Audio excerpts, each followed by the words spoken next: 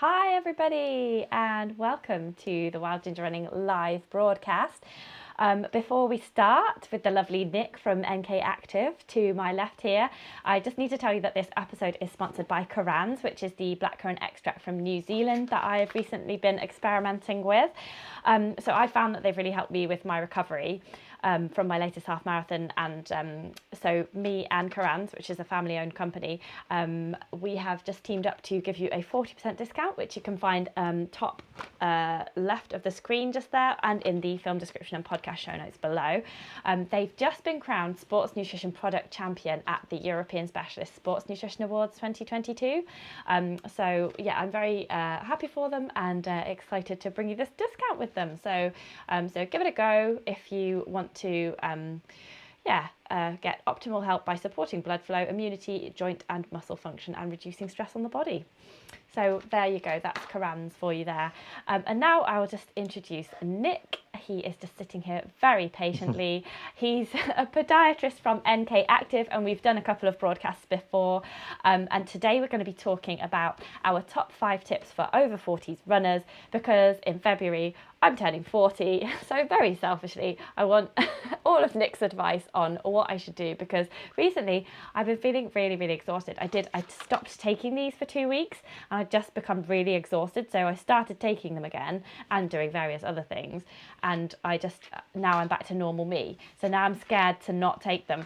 But I'm sure there's lots of other things I can be doing as well. So that's why I need Nick to tell me what to do. So first of all, Nick, I thought we should just start with how age affects our running, first of all. Well, we can even make it more simpler than that. We can talk about how does age affect the human body.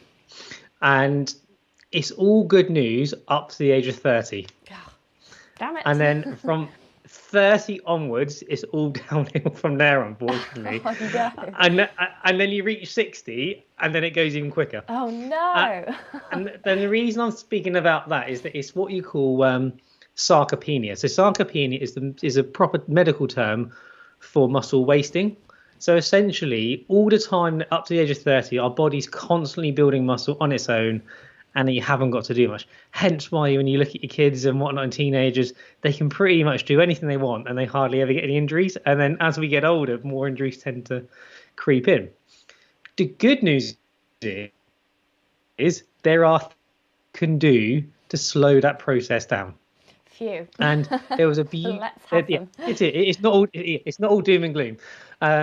And there was one beautiful study out there that did look at a 40-year-old male runner, a 72, I think it was, year old male runner, and then like a 74-year-old male who sat around and done nothing.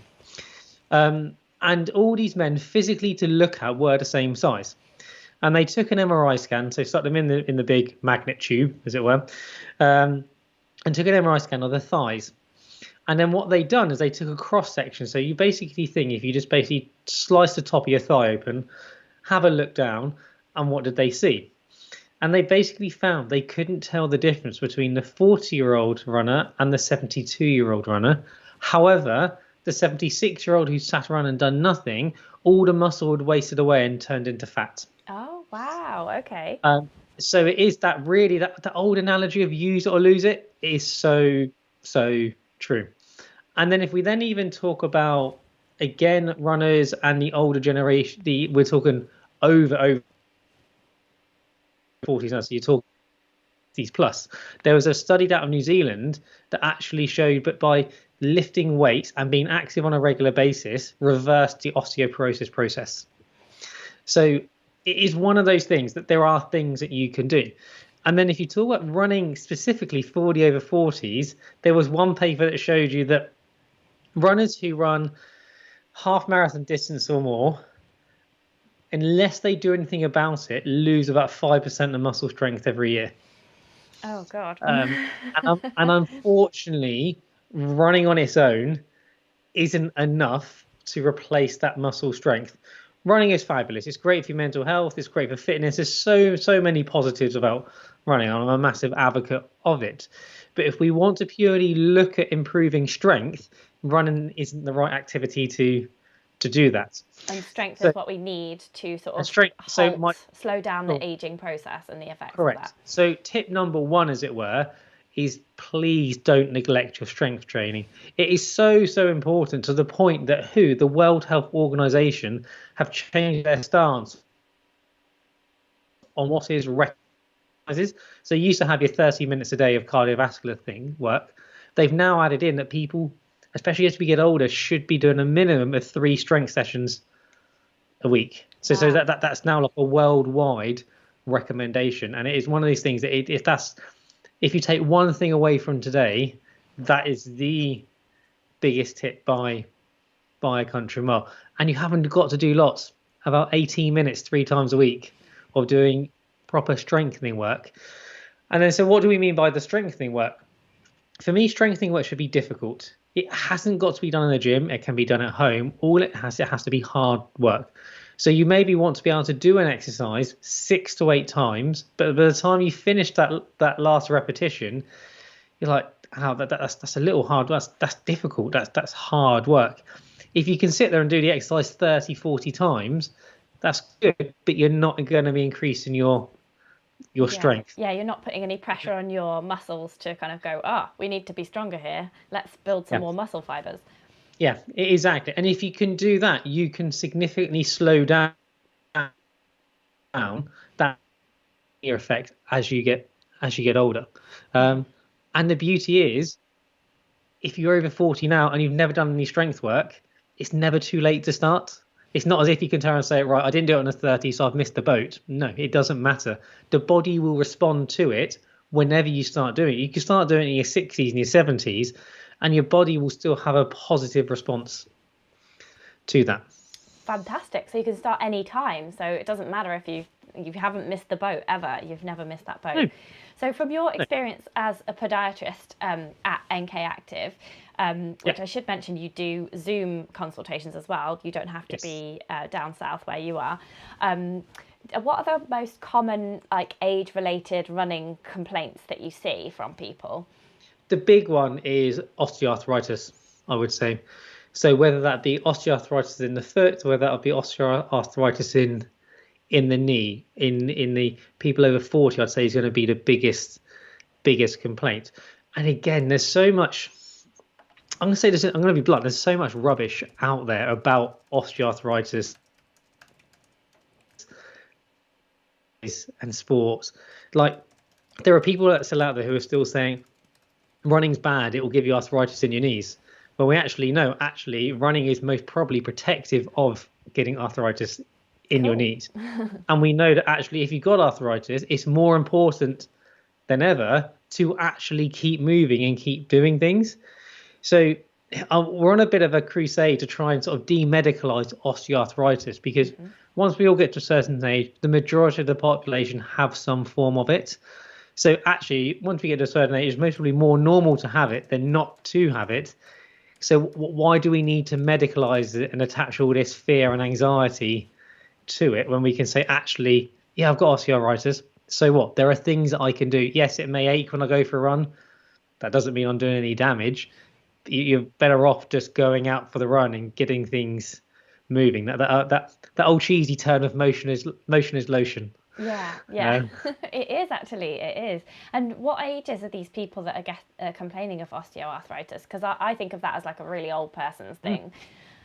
Now I got 40 onwards. 40 onwards. I've seen. So yeah, if you're younger and you've got osteoarthritis, it normally means you've had some sort of trauma. So if you've broken a bone, or so if you broke your ankle in the past, you're already at a much higher risk of developing arthritis later on in life. Okay. If there's a strong family history of it, then again, you're more than likely. And if you take hips, for example, if you were born with hip dysplasia, there's a much higher chance you're going to get arthritis in your hips much earlier. And there's actually a lot of work being done within managing knee injury. So you may have come to running later on in your life. You may have played football or rugby or something, or contact sport previously, or done a lot of skiing and ruptured your ACL. We know there's a high prevalence of ACL ruptures and developing osteoarthritis. But actually, we're now realizing there's a lot of these ACL injuries, if we manage them better, we can reduce the risk of someone developing arthritis later on in life. So there's been a big consensus statement out there looking at this by saying, actually, we're going to hold our hands up. We haven't been the best at managing ACL injuries in the past. We need to do better for people. But that's just because science has evolved. We know more about it. You can actually now you can die. No, it's the world I work in. It's sort of, I was looking through some notes about from 10 years ago, and I was like, wow, was I really saying that to patients 10 years ago? Because science just evolves. It just moves on.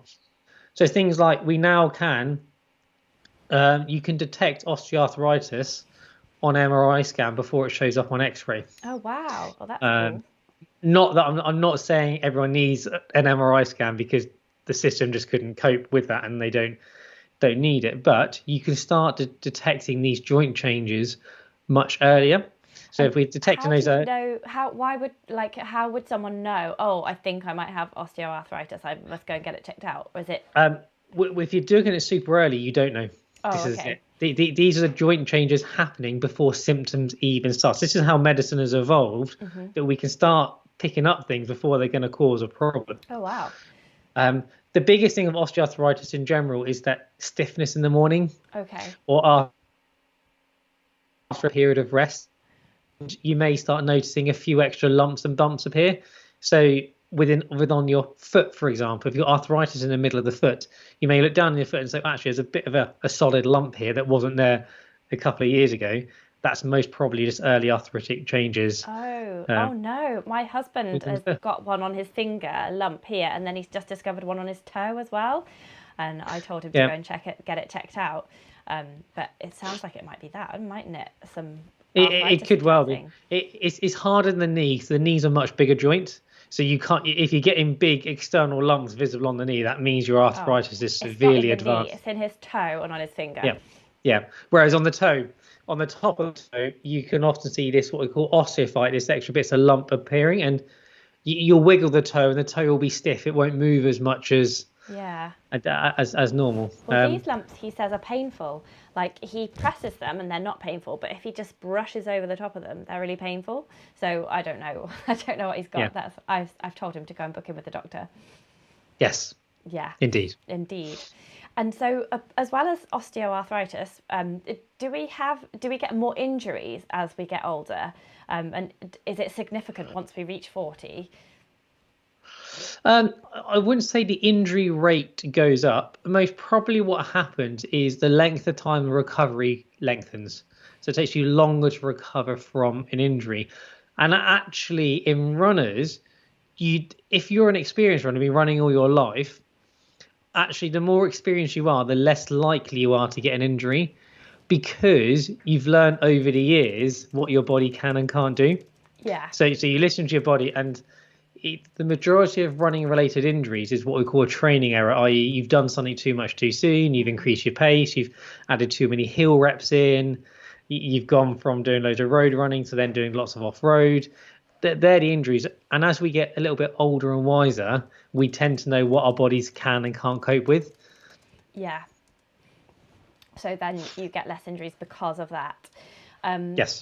And particularly, I don't know if it's me just like having a toddler now, and but I seem to be getting more sleep nowadays. But do we just have to put up with having less energy as we get older? No, not really.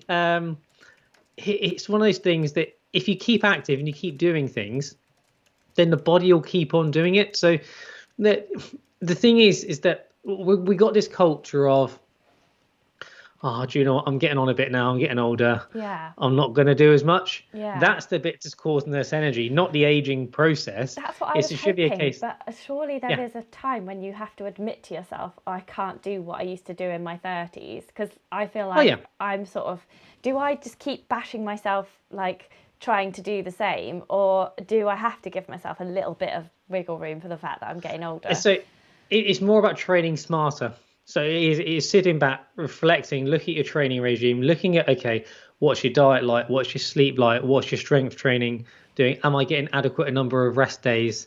We all know as runners that actually sometimes to become quicker at running, we've actually got to run slightly less because or you've slower. got or slower. Well, yeah. Yeah, it is. You look at all the elite athletes when they'll go out and they'll do super slow runs, and it can be difficult. I'm an ex-sprinter, so the thought of me doing a slow really, really difficult. But actually doing those super slow, long, steady runs really helps just build up those foundations for you. So it's one of those things. I think we just need a little bit smarter with the time that we have available to do things. Yeah, and definitely more strength training. I'm definitely doing that. I'm just panicking a little bit because I've planned a year of ultra running in 2023. So I've got two 50Ks in April and May, and then I would like to do like a 50 miler in like say July or something, and then possibly I want to do something quite big on multi-day in September, and then I wanted to do a 100 miler by the end of the year. But I don't know if that's just way too much stuff. And I am When's going your to first have a one chat. planned? April. But I am having a chat with a coach as well, Tim Piggott, who's also been on this channel quite a lot. And I'm also going to have a nutrition session with Reedy McGregor as well, so that I just like dial everything in. So I thought, right, I'll chat to Nick as well about strength training and over 40s training and see what he has to say too. So you still got time to set yourself up perfectly in that you got between now and sort of middle of March to really hammer home the strength. So you may back your mileage right off and really building that good set of foundations of strength up. And then when you then get into race season, you drop some of the strength training back to maintain your level of strength. So you're not looking to increase, you're just looking to maintain that set level. Yeah. But you've put all the hard work in over the winter. Yeah. So this is why I say to all my runners I treat is actually we're going to use the winter to not worry about what your running speed is or doing stuff like keep mileage ticking over. We're going to use it to build your strength up. So you got a stronger foundations going into race season next year because you can't. It's difficult to build strength in the middle of race season because you just can't. If you overcook your strength training, you're going to run with tired legs. You're not giving yourself body adequate rest. You can't do it all. Yeah. Okay, so lots more strength training. So there are some strength training sessions that I've done on Wild Ginger Running. So I will, at the end of this broadcast, I'll put them in the film description below so people can click on those and follow those. Yeah. And David Pollard has a live question, and he says, what exercises can I do to reduce lower back ache after a long run or before a long run? So not specifically age related, but I'm sure he's of a similar age to me. So it's doing stuff like it's actually doing things like deadlifting, squats, lunges, doing stuff to work on building what we call that proximal chain up. So the gluteals, the hamstrings region. So ironically, one of the best things I've done, because I play a lot of hockey, and so I'm always in that flex position with my back, and I was getting a few back issues. So I went on a machine where I was flat. My back then went down like that, and I had weights, and I was physically pulling myself back up. A lot of stuff like that, we've got to go for the fear that bending your back is bad. It's actually, if you want to improve the strength in that region, it is good. Hence why deadlifting is so good for runners who are getting lower back issues, because you're targeting that area, you're building up a good foundation around that area. And can you deadlift with, like, I know you've talked before about having two bags for life filled with like 60 kilograms full of stuff. Yeah. Can you deadlift with, like, say, if you've got a big backpack and you just put a load of books in, can you use that as a deadlift thing? Or does it have to be a bar with like weights on the side? You can just do it like that. And so how would you do it? Just like of a deadlift, crouch down and bring it up and put it up over your head or something like that? So the definition of a deadlift in simple terms is lifting a weight that is not moving off the floor. Oh, okay. So if you think about it, if you go shopping, you take your bags out the car, you put them on the floor, you bend down, you pick them. You're technically deadlifting those bags off the floor to walk back inside again. Oh, okay. Yeah. And if you've got a kid and you're picking them up constantly from the floor, then that's a deadlift as well. Yeah. Okay. So exactly. So you can be exactly. You can build it into your life. And the key thing when you think about doing stuff like is consistency. You need to be consistent with what you are doing. And runners know that. They know if you want to run a PB, you need to be consistent with your training, your running training. It's the same principles if you want to get stronger. You can't just do a one-off session, unfortunately. You've got to be consistent. You've got to put the effort in to get that, and you'll reap the rewards. Yeah. Just like if you're consistent with your running, you'll reap rewards by getting a PB, by running even further, by completing multiple events in the year. It's just having that understanding. It's trying to break down some barriers that strength training. You've all got to look like The Rock, or you've got to all go down the gym constantly. That's not. It's not the case. Yeah. It sounds like it might be quite beneficial to go to a gym though, because if you don't have, like the right environment at home, it's difficult. You've got carpets down, you don't want to sweat everywhere. It sounds like, if you were heading to the gym like twice a week, then it'd be quite good because you can, you've got all the weights there and you can up them and up them and up them. Whereas at your house, you might not have quite the right stuff. The way I describe it, it is easier to go to the gym. Yeah, but it's not necessary. Not necessary. It all depends on the individual. So if you've got someone that's got a very time-intensive job, and they say, right, I'm going to do my strength training at the gym 3 times a week, but they have meetings, they overrun, and they got to do school pickup, and they only get to the gym once a week. What tends to happen is that they don't get the strength benefits they need because they're only going once a week. And then 2, they tend to get despondent because they're just getting frustrated they're not getting to the gym. Yeah. So those people, I'm like, well, actually plan it to do it at home. Do your 3 sessions at home. And then if you can get to gym once a week, it's almost like a Brucey bonus type thing. Yeah. So going to the gym is always going to be easier because you've got stuff. But you need to, basically, I say, is think about your week. Think about everything that can go wrong. If everything went wrong in your week, can you still get to the gym on a regular basis? If so, we're going to do it in the gym. If not, we need to have backup plans in place in case you can't get to the gym. Yeah. Oh, good shout. Good shout. I like that answer. And David Pollard he's given a little bit of further info here. So he says about 5 years ago, he slipped a disc doing a weighted squat and it's never really recovered. So he can struggle picking things up. And he says he's 58. Sounds like he should see you, Nick. Yeah, he should see, not me, one of our colleagues, Dave. Because again, we'll get Dave to chat about it at a different time. We can talk about the myths around slip discs. Okay. Because we now know they don't physically slip like we perceive them to. And even if there has been an injury, you can still strengthen everything up around there. You just got to be sometimes a little creative of what you do, indication of what's acceptable from a pain and discomfort wise and what's a sign that things are overdoing it. But just because he's 58 and he's had that injury, there's no reason why he can't get back to doing anything that he wants. That's good news. That's good to hear, isn't it, David? Cool. Okay, so do you think the best course of action would be for him to book in with your team then?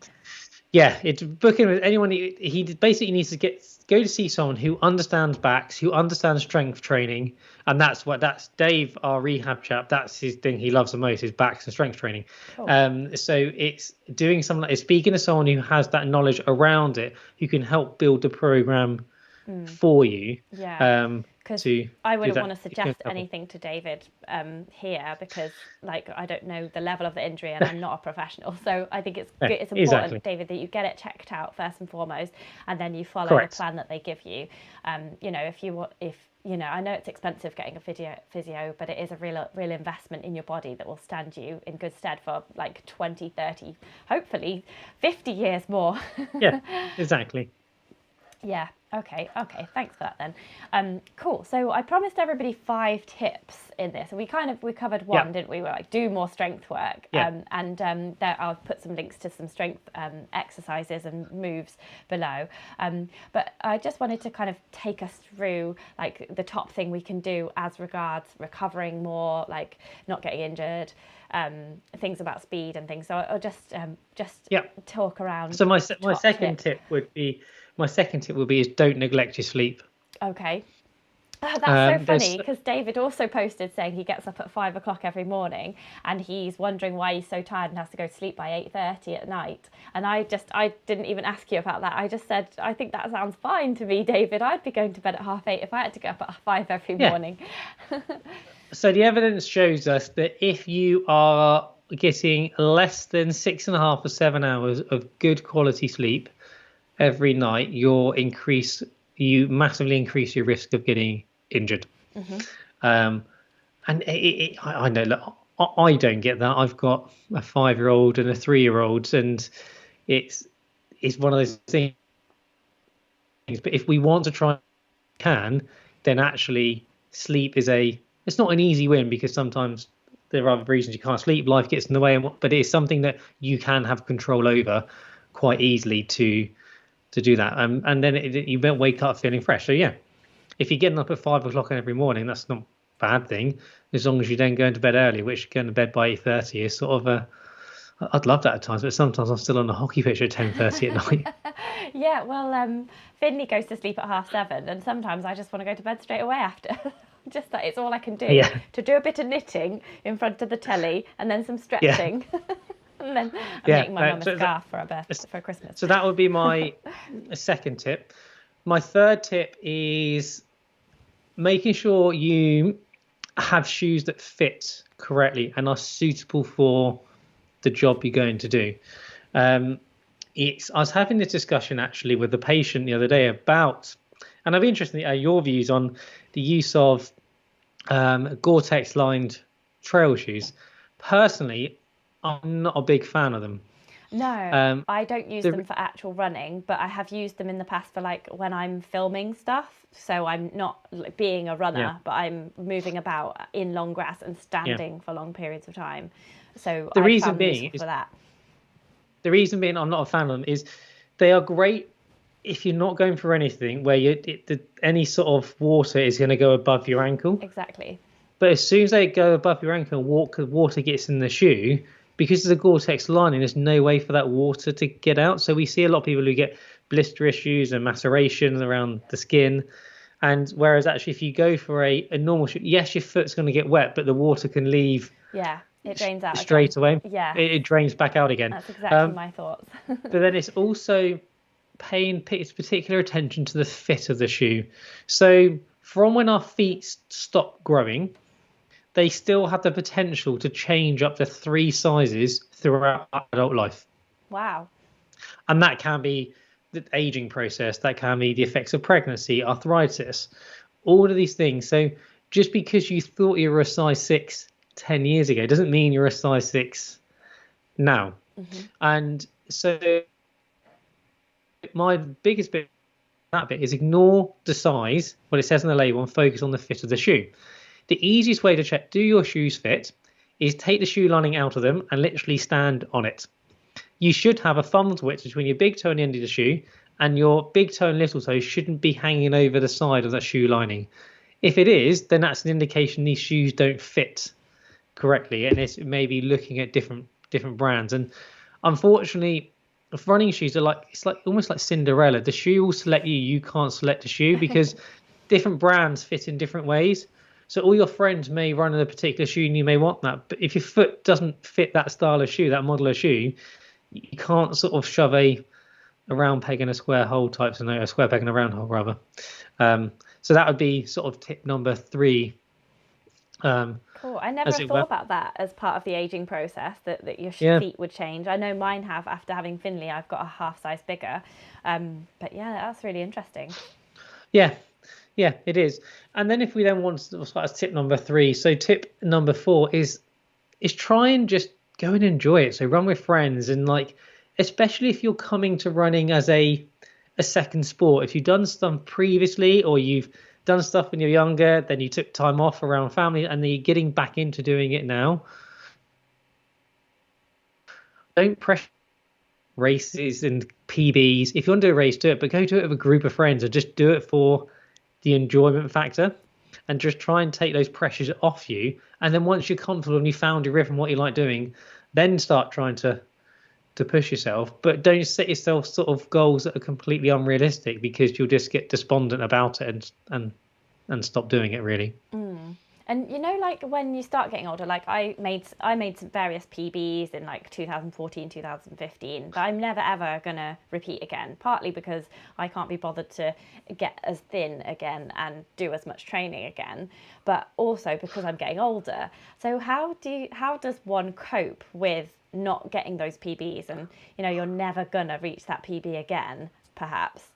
Well, you can reach that PB again if you. I think wasn't it the Australian marathon record got broken yesterday by a woman over the age of 40? I think, wasn't it? I believe. Sure.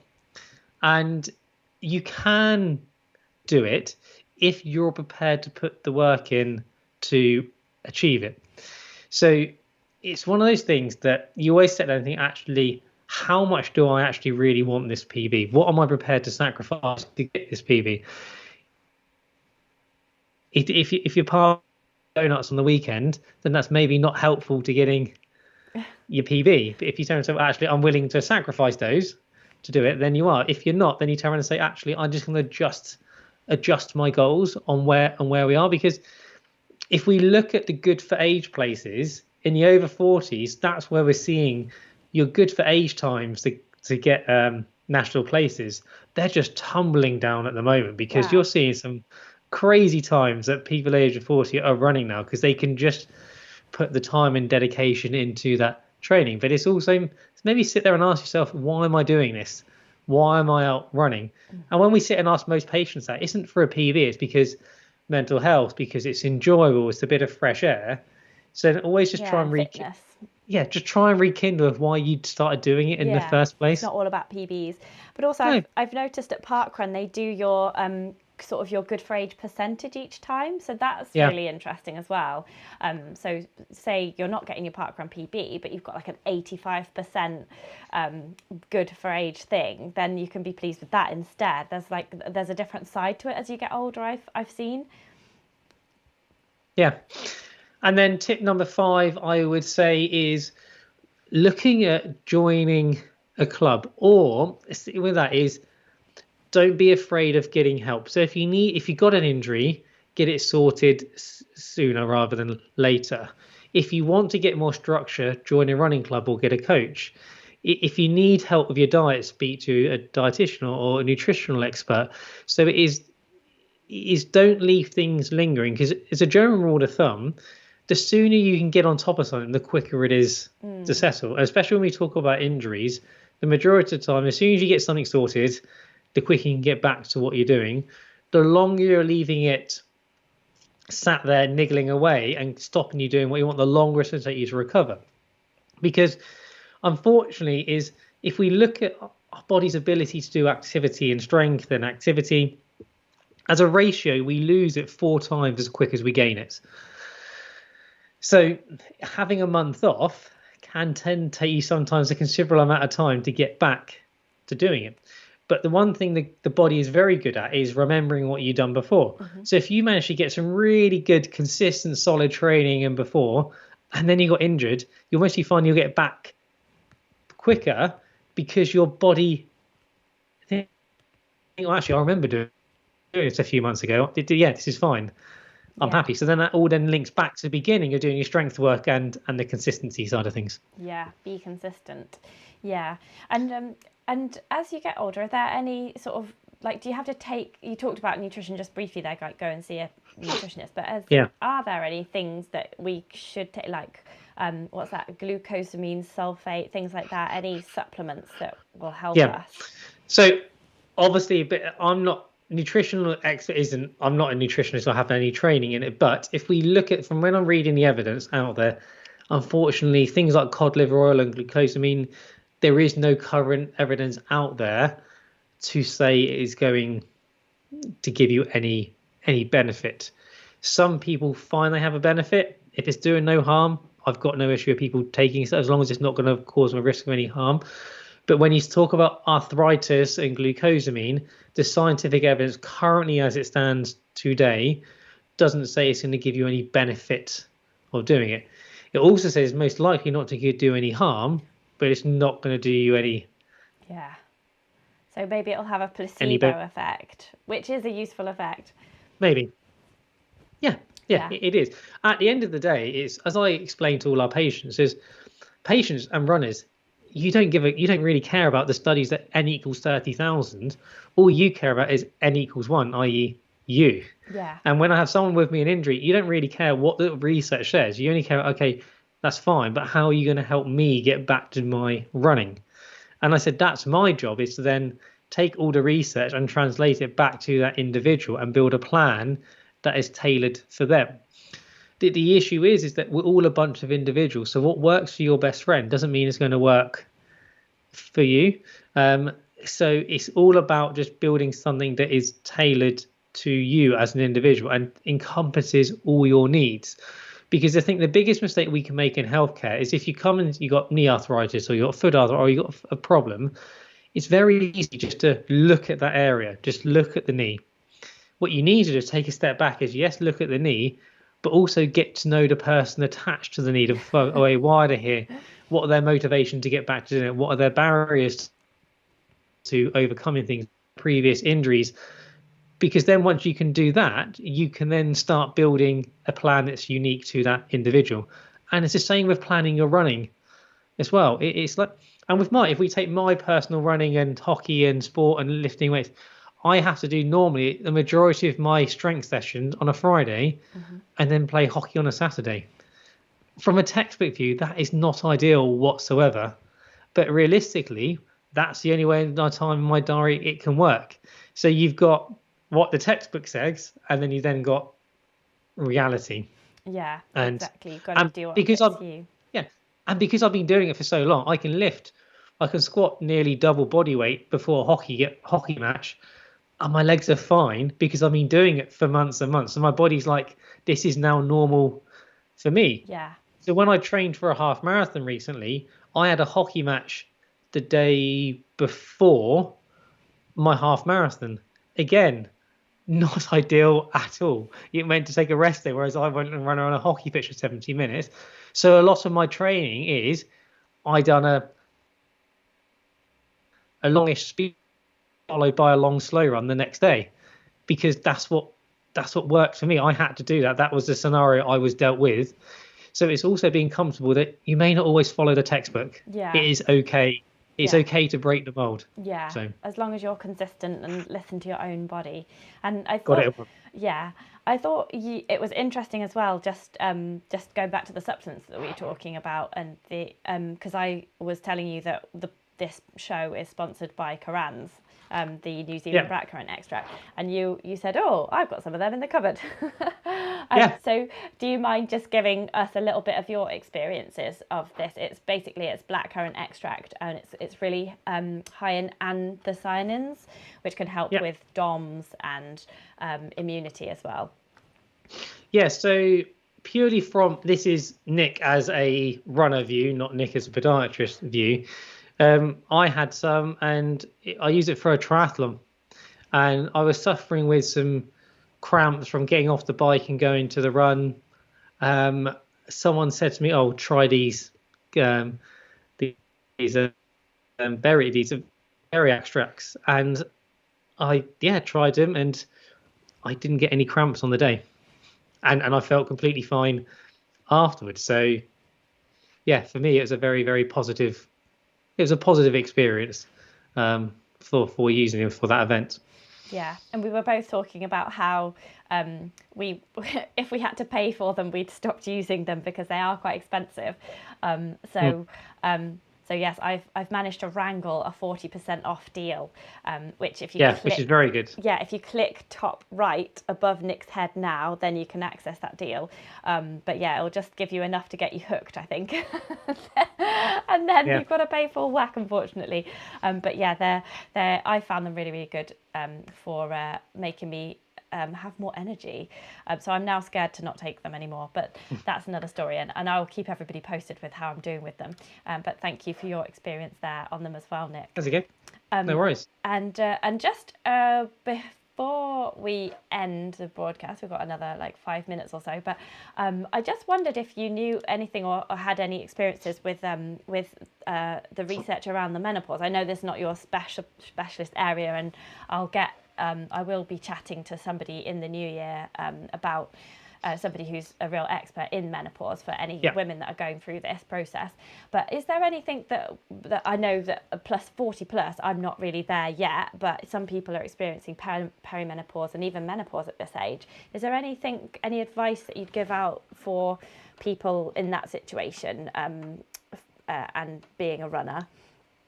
So the biggest one. I think that the Davina McCall documentary has really helped put it in the lineup, because it is something that half the world's population have the capability to go through. Yeah. And it's something that actually we don't speak about that much. And it is something that we see a lot of with females in clinic who are going through it, who are picking up tendon injuries and niggles and generally just feeling a little more achy and tired. So it's sort of like, you haven't got to suffer. There's no reason why you should suffer. Is go in. There's more and more information out there, and now so go to your GP. There's a fantastic doctor in London who specialises in sort of hormones of the human body and athletes. Dr. Nikki, I've forgotten her surname off the top of my head. I'll send you a link to her book that's actually really good, that explains about the effects of hormones. And again, that's just not women, it's men as well. But it is just accepting that sometimes if you feel tired, you can't do your exercise, or you can't do your run, or you forget, don't stress about it. Don't worry about it. Don't beat yourself up. And yes, there are links between getting tendinopathies and aches and pains and the menopause that we're finding more and more in clinic now. But there's also a thing of, well, this is why it's more important than to keep up with the strength work and keep up with being consistent.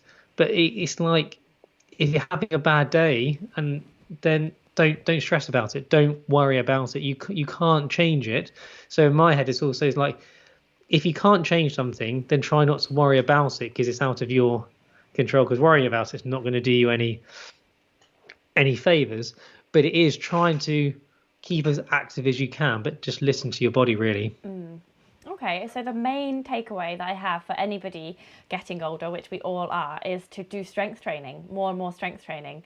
That's the main takeaway that I have here. And check your shoes as well, and hook up with friends, and reevaluate why you run, and see somebody quickly about any niggles that you've got. Exactly. Yeah.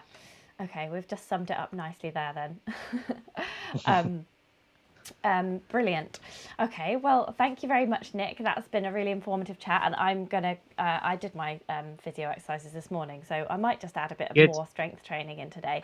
And I think I might join a gym so that I can go somewhere and see other people whilst I do some strength training. I think I'm going to put a little strength training program together for myself and see how that goes.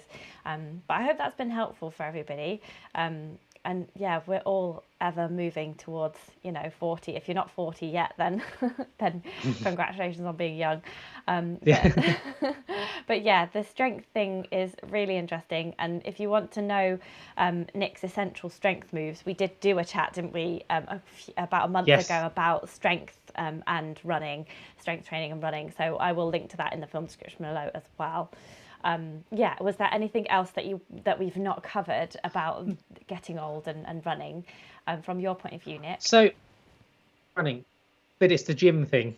So we're coming into the time of year now where gyms will see a massive influx of new people, and then by February. So if you are going to join a gym, fabulous. But is always go back and ask yourself, okay, how am I going to maintain consistency with this? What's my objectives? Have a plan in place. If you have a plan, you're more likely to continue to see that through and not just cancel your membership 3 months later. Yeah, I was planning to cancel it 3 months later anyway, because I'll be doing my ultras by then. So but that's I'll your do that winter thing, do the strength, and then I'll, I don't know. I don't know if there's any gyms where you can just go once a week. They usually are like, you have to pay per month, and it's usually really expensive. But I can look into it. If you look at the likes of Pure Gym or something, I think they charge like 17 quid a month, and it's a 30-day rolling contract or something along those lines. Wow. I think it's around that. That they changed their model during the pandemic to make it more flexible for people, and And it is. So if you cancel it 3 months later, that's fine because that's your plan. Yeah. Your plan is I I'm going plan use it to never go to the gym and cancel it. The point I was trying to get at was your plan is to build strength up for this period, and you're going to use the gym to help you to achieve your strength building goals. Yes, because I just find that at home I just don't really do it. Like I do my physio exercises now, but I just it's too hot as well. And then you have to open all the windows and the heating goes. And I'd like to go somewhere. I'd like to run to the gym, do a session, and then walk home. That's what I would like to do, I think. So I'm going to look into that. That makes me excited. As I said, if you can do it, it makes your life a lot easier because they've got all the equipment there. Exactly. You're not going to get distracted by emails, children, anything on those lines. The washing. When I do press ups on the carpet, we've got this rug, and I just spend like about 10 minutes afterwards going, oh my goodness, there's loads of rubbish in this rug, and like picking out bits of porridge, bits of fish finger, like bits of seed from bread, and like bits of it's disgusting what's in that rug. So I just end up cleaning the house. And it's also a bit of you time as well. It's a time to have to yourself and just clear your head as well, which I'm a big believer in as well. Yeah, I like the idea of jogging somewhere, getting outside, going somewhere, and then coming back out again. Yeah, okay, right, well that's brilliant. I'll put all the links in the show notes below for everybody who is disciplined enough to do their workouts from home. And I do have to just to finally do the final Karans thing. I have to say something at the start and the finish of the podcast. So it's sponsored by Karans.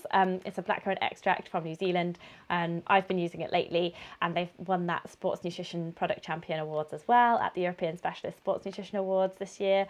I have been pleased with the effect it's had on my immunity. Steve gets every cold that Finley gets, and I haven't since I've started using these, so I didn't even realise that was a thing, but I did a live broadcast with them on Tuesday, and it turns out immunity is one of the things too. And also it reduced my DOMS after my last half marathon. So if you are interested to try it for yourself, then I have got a 40% discount at the moment. So check the box just there above Nick's head for the 40% discount. And there's also a link in the film description below and the podcast show notes. So thank you very much for sponsoring the podcast and the live broadcast, Karans. Cool. Thank you for sitting there looking pretty whilst I whilst I did the final bit, Nick. And hopefully we're going to catch up with you soon, aren't we? Because we're going to talk about plantar fasciitis on an unconfirmed date yet in the new year. So anybody who's suffering from plantar fasciitis, Nick. And tomorrow we launch, I think it's the first plantar fasciitis course aimed for the general public. Cool. Okay. Takes people. It will take you about 2 to 2.5 hours to do in total, but you can do it in 5-minute chunks at a time, and it talks you through about what plantar fasciitis is, why you may have it, things you can do, when is it not plantar fasciitis, different treatments, and then how to reduce the risk of it coming back, all on a platform that you can log and track your progress. It's taken me about 50 hours to design and make it all. Wow, that's amazing. So, and how much is it to sign up to that course then? Oh, it's really, really, really expensive. It's a grand price of nothing. Oh, free. It's free. Yeah. Wow. Oh, okay. I thought it was going to be like £5 or something like that. No.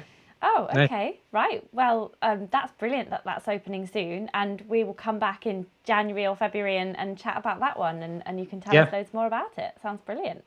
Perfect. Cool. Okay. Thanks very much, Nick, and we'll see you in the new year. No, thanks for having me. Bye, everyone. Yes, bye.